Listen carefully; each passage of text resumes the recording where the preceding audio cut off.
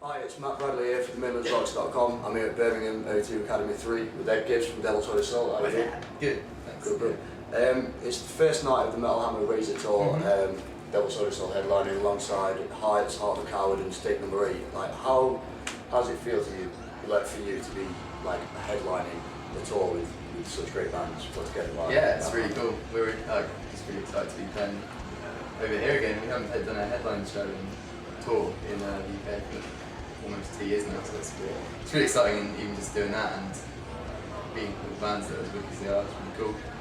Heights and stuff as well, so we've toured them before and it's cool, comfortable, nice. So tonight's kind of like the second date of the UK tour. Yeah. You started yesterday, you played the Atlantic stage Damnation. of Damnation. How was that? Because like Damnation is Quite extreme. Yeah, it's a very heavy festival. How did you go down there? Yeah, actually we went down really well. We were kind of surprised, but I think this year's less grind bands playing than perhaps in the past. Maybe a bit more varied. And yeah, we went down really well. I saw a few comments, people were saying about me seeing like a 12-year-old girl or whatever, but we went down really well. There was a lot of people watching us, and there was no going. We had good response. Nice. Like you, Heights and Heart of a Coward are just like prime examples of how great UK music is at the moment. It's just phenomenal. As well as the Elijah. Like you did guest vocals on their album. Yeah. On the track I Loved. How did that come about? Well, they're friends of ours for a start, and Johnny, our guitarist, was the one recording, mixing, producing it, whatever. And I can't remember how it came about, to be honest. Just mates with those guys and seemed cool thing to do. I mean, quite a lot of bands ask me to guest on their stuff, and I don't really necessarily have time to do all the ones, and that was one of the ones I definitely wanted to do.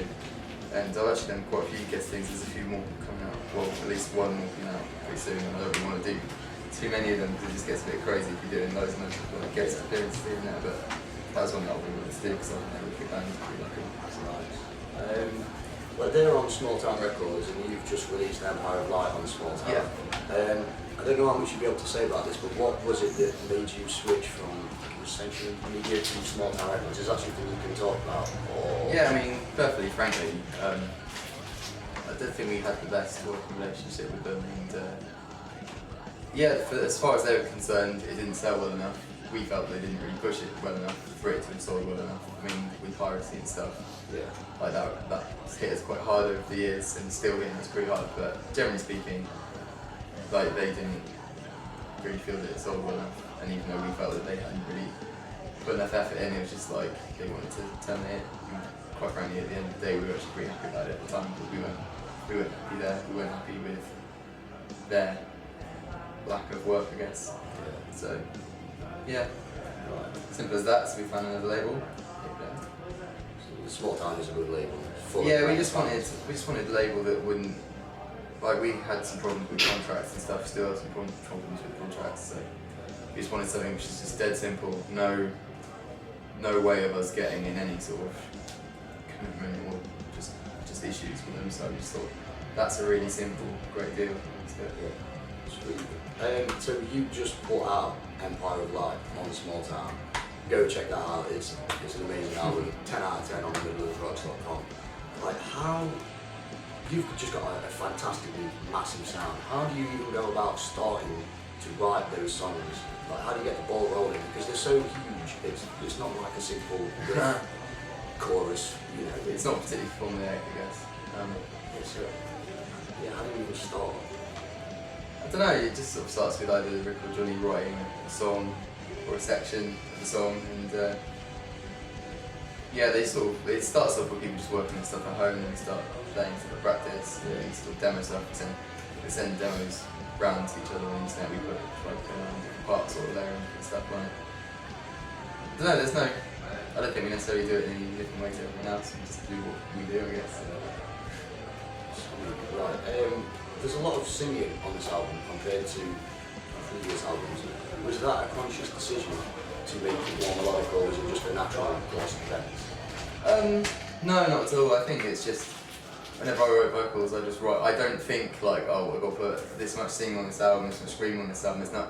That's never been anything that I've ever concerned myself with or thought about. It's just I just write with what's given to me, really. Like what we've written as a song. If I feel that bit works get the best out of the song by singing in a certain section, screaming in a certain section. That's what I do while doing it. If we write another album and the songs work better with their singing, and that's exactly what we'll do. It's just purely what works, how to get the best out of the song, I feel. Right. Yeah, lyrically, your last album, Blessed and Cursed, was dark. I mean, I personally think you're one of the best lyricists in metal. And I remember sitting in my car reading through the booklet for that, and don't take this the wrong way, I thought, man, I want to give this guy a hug. And it was because you just told tales of woe and regret, and it's hard lyrics to read and listen to for me. And then, but then now on Empire of Light, it's a very hopeful, enlightening, encouraging album. Yeah. Is it that you've moved past something in your life that's made you write more positive lyrics, or was it a conscious thing again to concentrate more on the brighter side of life, I guess? I don't think I necessarily thought about it that much, because I kind of thought maybe as I was writing it'd be good to have a cool theme, like a much stronger theme through it, and maybe it's just how I want my outlook to be more nowadays as opposed to, you know.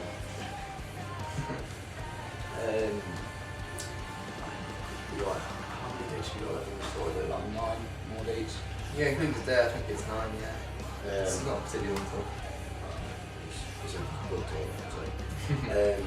So what plans have you got for Devil's Soy Soul in 2013? Well, more touring. There's definitely some stuff which we can announce pretty soon after this tour. But there's more touring more over here.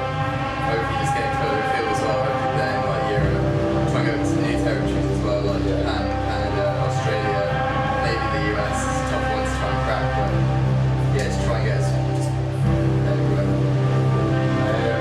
Well, that's it. Thank you very much for your time. Alright, thank you very much. So, themillionsrocks.com, facebook.com/DevilSoul.